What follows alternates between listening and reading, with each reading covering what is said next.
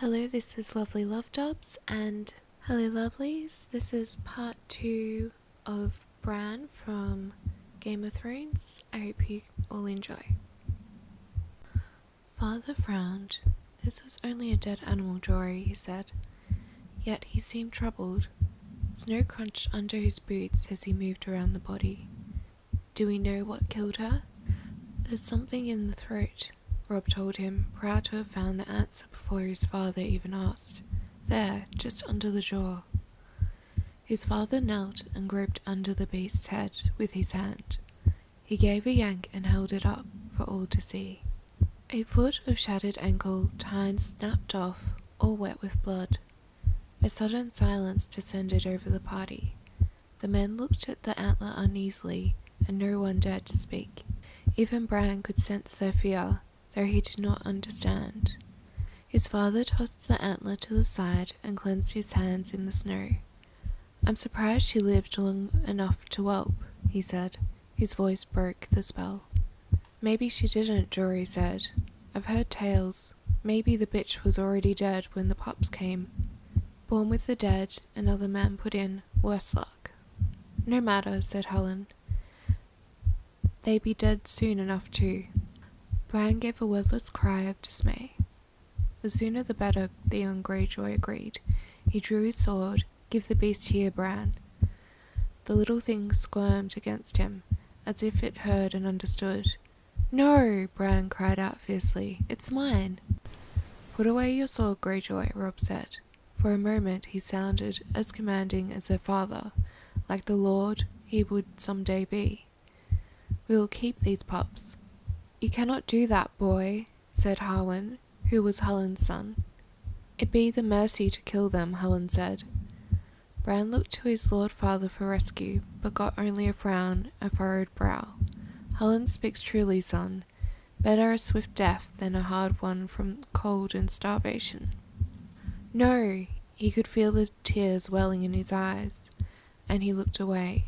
He did not want to cry in front of his father. Rob resisted stubbornly. Sir Roderick's red bitch whelped against last week, he said. It was a small litter, only 2 live pups. She'll have milk enough. She'll rip them apart when they try to nurse. Lord Stark, John said. It was strange to hear him call his father that. So formal. Bran looked at him with a desperate hope. There are 5 pups, he told father. 3 male, 2 female. What of it, John? You have 5 true-born children, John said. 3 sons, 2 daughters. The direwolf is the sigil of your house. Your children were meant to have these pups, my lord. Bran saw his father's face change, saw the other men exchange glances. He loved John with all his heart at the moment. Even at 7, Bran understood what his brother had done. The count had come right only because John had admitted himself. He had included the girls, included even Rickon, the baby, but not the bastard who bore the surname Snow, the name that custom decreed be given to all those in the north unlucky enough to be born with no name of their own. Their father understood as well. You want no pups for yourself, John? He asked softly. The direwolf graces the banners of House Stark, John pointed out. I am no Stark, father. Their father regarded John thoughtfully. Rob rushed into the silence he left. I will nurse him myself, father, he promised. I will soak a towel with warm milk and give him suck from that. Me too, Bran echoed. The lord weighed his sons long and carefully with his eyes. Easy to say, and harder to do. I will not have you wasting the servants' time with this. If you want these pups, you will feed them yourselves. Is that understood? Bran nodded eagerly. The pup squirmed in his grasp, licked his face with his warm tongue. You must train them as well, their father said. You must train them. The kennel master will have nothing to do with these monsters, I promise you that. And the gods help you if you neglect them, or brutalize them, or train them badly. These are not dogs to beg for treats and slink off at the kick. A direwolf will rip a man's arm off his shoulder as easily as a dog will kill a rat. "Are you sure you want this?" "Yes, Father," Bran said. "Yes," Rob agreed. "The pups may die anyway, despite all you do."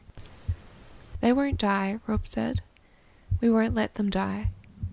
"Keep them then. Jory, Desmond, gather up the other pups. It's time we were back to Winterfell." It was not until they were mounted and on their way that Bran allowed himself to taste the sweet air of victory. By then his pup was snuggled inside his leathers, warm against him, safe for the long ride home. Bran was wondering what to name him. Halfway across the bridge, John pulled up suddenly. "What is it, John?" their father asked. "Can't you hear it?" Bran could hear the wind in the trees, the clatter of their hooves on the ironwood planks, the whimpering of his hungry pup, but John was listening to something else. "There," John said. He swung his horse around and galloped back across the bridge.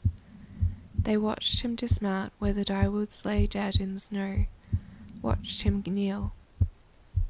A moment later he was riding back to them, smiling. "He must have crawled away from the others," John said. "Or been driven away," their father said, looking at the sixth pup. His fur was white, where the rest of the litter was grey.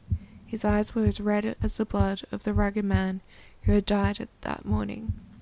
Bran thought it curious that the pup alone would have opened its eyes where the others were still blind. "An albino," the young Greyjaw said, with amusement. "This one will die even faster than the others." Jon Snow gave his father's ward a long, chilling look. "I think not, Greyjoy," he said.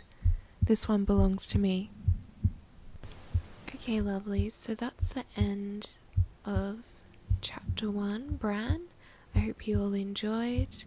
Please like and subscribe if you did, and I'll see you with Chapter 2, Catelyn, very soon.